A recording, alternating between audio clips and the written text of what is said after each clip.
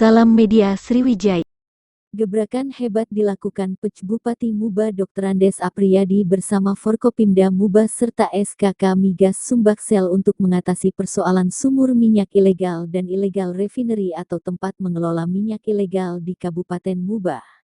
Para pihak ini akan memerangi illegal drilling baru atau sumur minyak ilegal yang baru dan illegal refinery dengan dukungan yang maksimal Presiden Joko Widodo melalui instruksi penataan sumur tua dan sumur rakyat serta di backup penuh TNI dan Polri.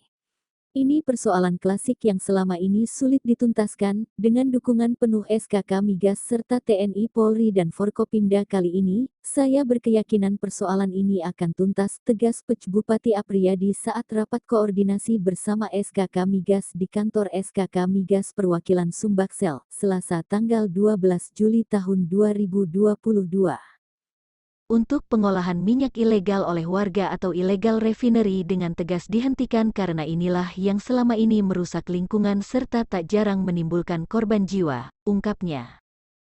Kepala Perwakilan SKK Migas Sumbaksel Anggono Mahendrawan mencatat saat ini terdata ada ribuan sumur minyak di Kabupaten Muba yang dikelola masyarakat. Kedepan kita targetkan tidak ada lagi sumur baru dan zero illegal refinery di Muba, harapnya.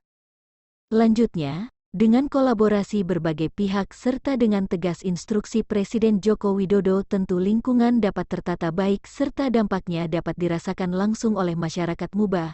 Kami apresiasi Pemkab Muba dan penjabat Bupati Apriyadi yang memiliki komitmen untuk menuntaskan persoalan ini, ucapnya.